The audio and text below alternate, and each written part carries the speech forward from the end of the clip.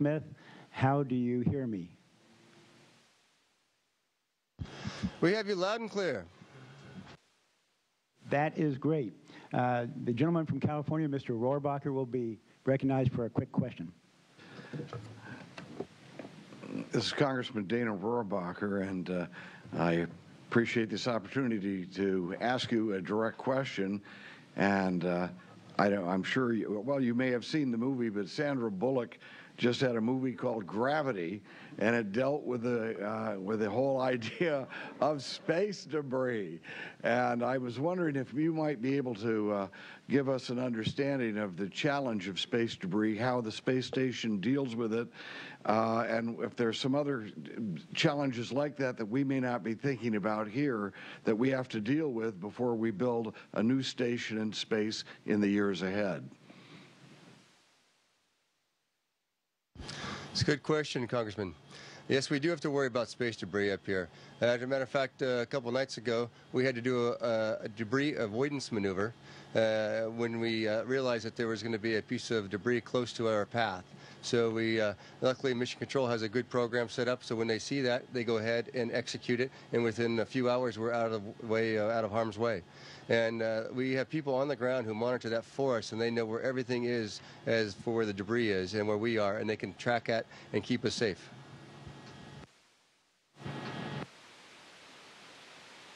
The gentlewoman from Texas, Ms. Johnson, ranking member of this committee, is recognized. Thank you very much, Mr. Chairman, and greetings to Commander Wiseman and Dr. Swanson. It's a lot of excitement on this end watching you. I'd like both of you to comment on the aspects of the International Space Station program that's most important in enabling human space exploration beyond the Earth orbit. Oh, I don't want to take your entire day up. I could talk about this subject forever.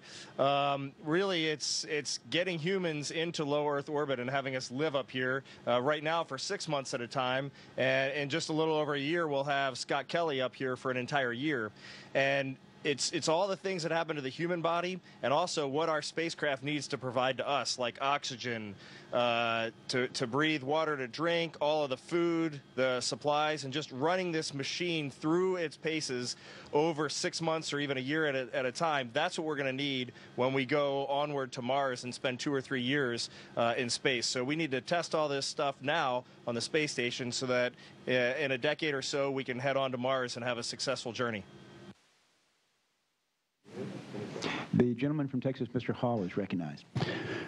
Mr. Chairman, I thank you for linking our committee to these two astronauts, Commander Wiseman and Dr. Swanson. I remember the House floor debate on June 23, 1993, in this committee, in this room, when this committee came within one vote of killing the space station that Congressman Markey had fought for forever.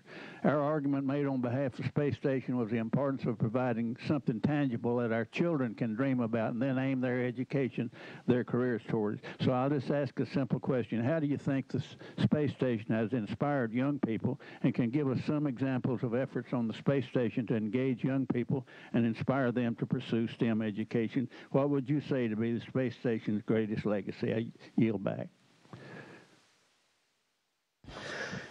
Oh, I do agree with you tremendously about the STEM program.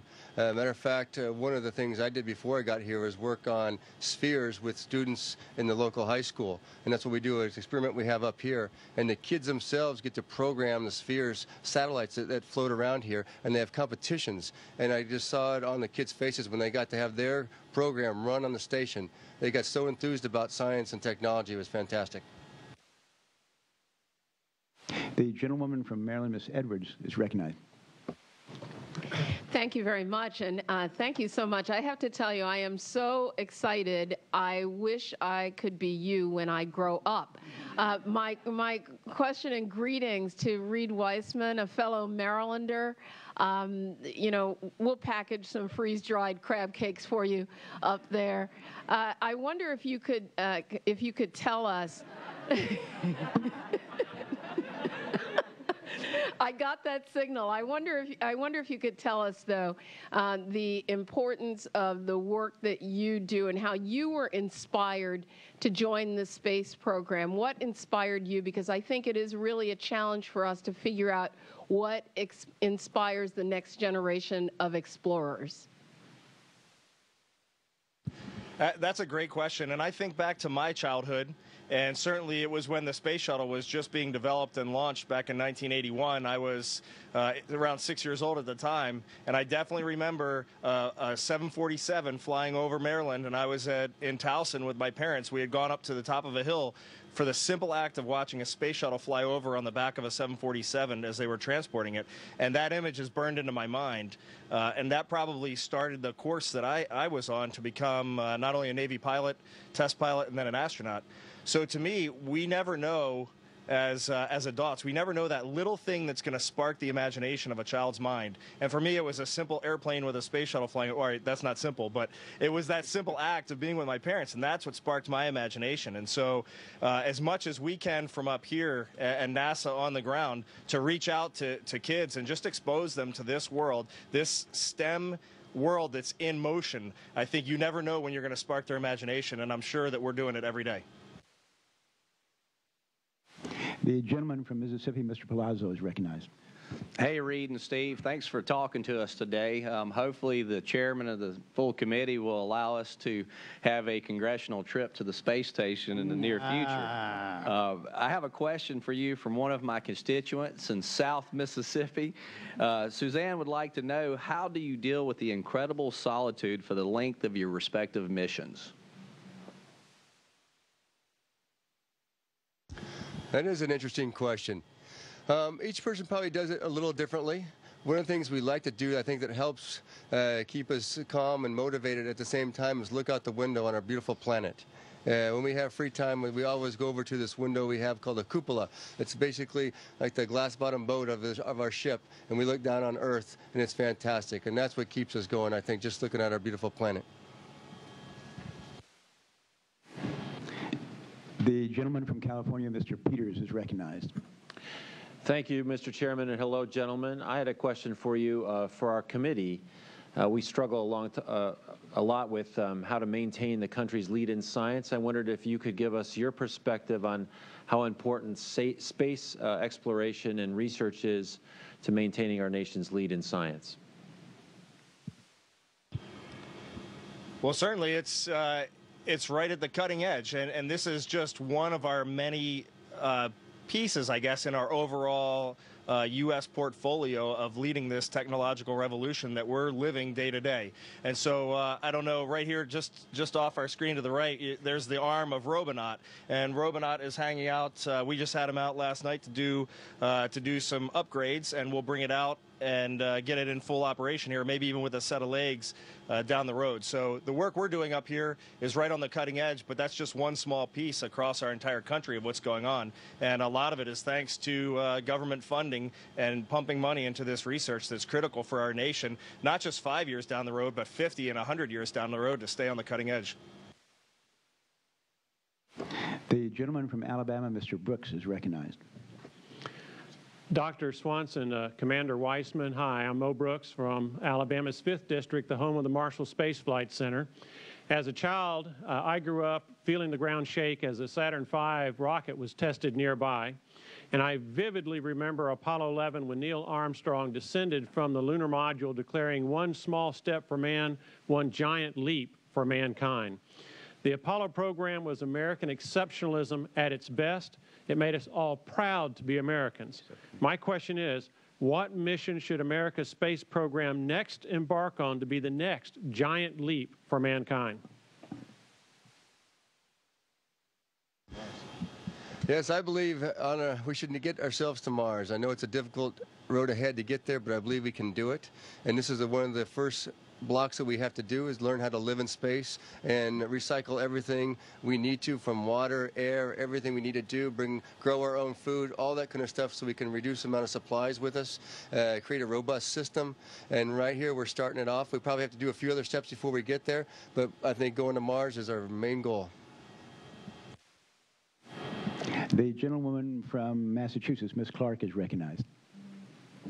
Thank you. It is great to be here. I have some questions from the Compass Summer Program students in Cambridge, Massachusetts. They submitted over 40 questions, so I'll be quick. From Dante, how do you pack? Do you bring a suitcase, and what's the temperature? From Chloe, what fuel do you use to support the space shuttle? And from Luke, has anyone had a birthday? And if so, how did you celebrate?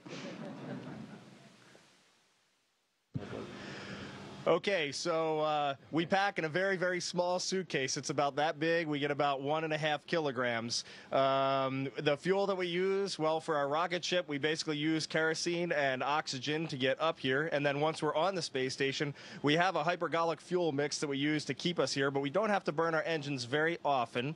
And then we did have a Russian crewmate who had a birthday. And right behind the camera, we have a dinner table there in Node 1. And we all gather around that table, all 6 of us. And we share U.S. food, European food, Russian food, some of our juices, some of the Russian teas are very nice, and we just join together and have a really great evening. Unfortunately, I don't think there were any presents to unwrap, but Sasha, I think he was happy enough, so it was a great event.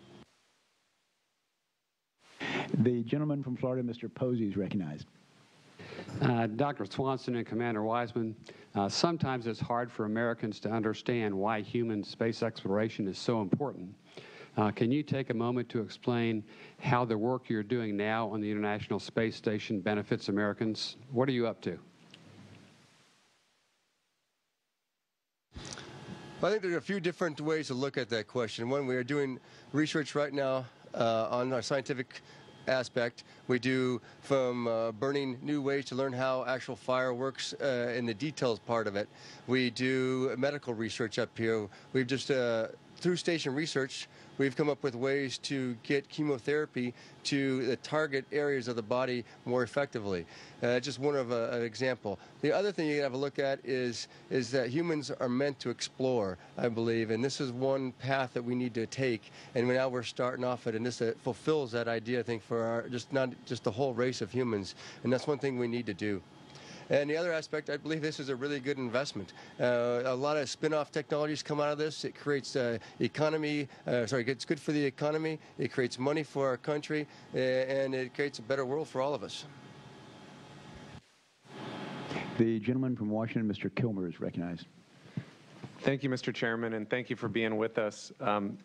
I have 2 quick questions that came from the young gentleman behind me here. One is just trying to get a sense more of how the space station plays into the effort to go to Mars, and a little bit more specific about what the utility is of the space station. Then he also wants to know, as we look out into this century, what's on the horizon? What other new frontiers do you think we're going to visit? And he also wants to know, how many other planets are we going to discover? Is that right? All right. Well, let's start with the end question. How many planets? Limitless. It just depends on how good our sensors get in our lifetimes as to how many we're going to discover. Perhaps every time you look up at night at any star, you got to think there's a solar system around that star. So it just blows my mind, I know. For the space station, and how does this play into our long-duration missions? If we're going to go to Mars, we're going to set out on a 3+ year journey. And if you have one major system break without spares on that journey, and that could be your own human body, your heart, your muscles, your bones, that could be your environmental control system, that could be your engines, your solar arrays. Any piece of that puzzle falls apart, and now you've lost your mission to Mars. So this is the test bed. This is where we start the fundamental blocking and tackling of this challenge to get to Mars. And I think that research is being done right now, and we're seeing very successful results. Our water balance is almost at 90%, so we recycle our urine into drinking water. We recycle water into oxygen. We have a really amazing regenerative system up here, and it's proving extremely effective, and we're working on reliability. That's another step in that quest. And I hope that covers enough of your question, sir. The gentleman from Texas, Mr. Stockman. Thank you for having this broadcast today. As you're my constituents, I appreciate what you're doing. I'm also proud of our country and our support of you, but some of you may know that up here it's not universal support, which I think is a mistake.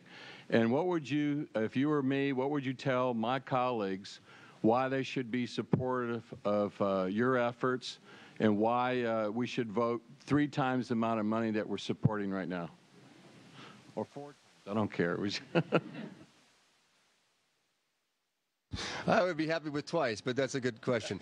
That's a really good question, really, because again, it goes back to what do we provide for the taxpayer. And I do think we provide research and development. That's what we get out of this. We get new products, new ideas, new science, new research, which always helps the country in the future, maybe 10, 15 years down the road. And again, that creates new companies, which does, again, goes better for the economy. We get that. We inspire the new generation, which hopefully gets them to be productive and help out and make our country stronger. And we then are explorers, which again help the whole human race. I would try to go with those points. The gentleman from California, Mr. Swalwell. Hello, and my questions today come from the Bay Area, and I have 3 young aspiring astronauts with questions. Shay Daly of San Ramon, Phoebe Bruns of Castro Valley, and Julia Warren of Castro Valley. And the first question is an easy one for Commander Wiseman, and that is, what is your favorite food in space? And also for Dr. Swanson, the question is, do you think one day we'll encounter life from another planet? You go first. Okay, I am a food lover, and but there is one particular food that they know when they open the desserts box. All chocolate pudding cake goes directly to Reed Wiseman's locker, and so I am hoarding chocolate pudding cake. I cannot get enough of this stuff. I tried it on Earth, and I didn't really like it that much, but there's something about this cake up here that I'm in love with. So I'll pass it over to Dr. Swanson for the follow-on. For the follow-on question, I have to say yes. I mean, that's just such endless, as Reed pointed out, as you look up, there's so many solar systems out there, so many planets, so many possibilities. I figure that it just has to be somewhere and sometime it will happen. Absolutely. Absolutely. The gentleman from Arizona, Mr. Schweikert, is recognized. Thank you, Mr. Chairman. And a Texan on my staff wants me to say howdy. In your experience so far, what have you found that has surprised you on what's robust, has held up quite well on the space station, and what have you found that is fragile that you see we're going to have to do future re-engineering of?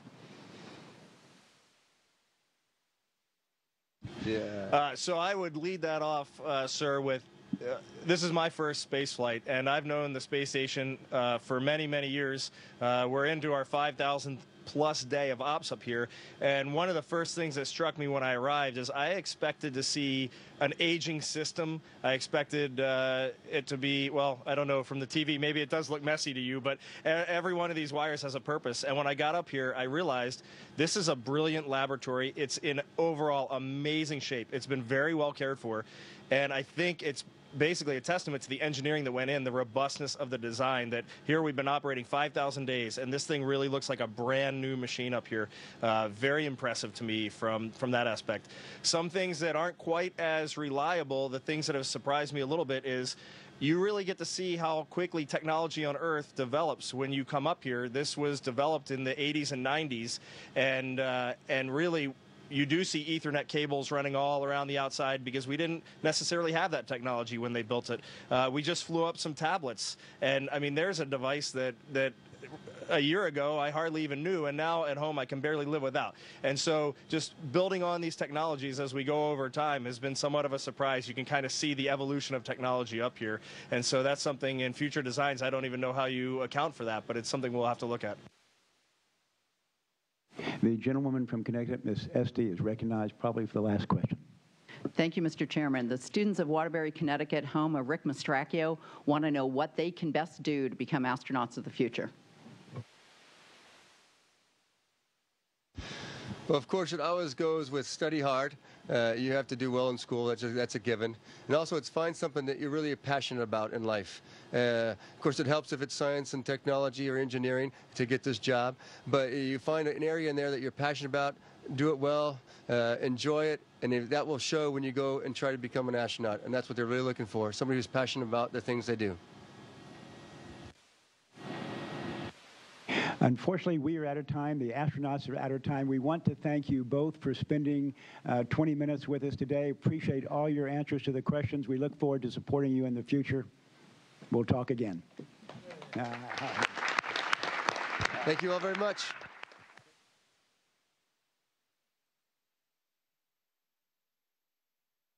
Station, this is Houston ACR.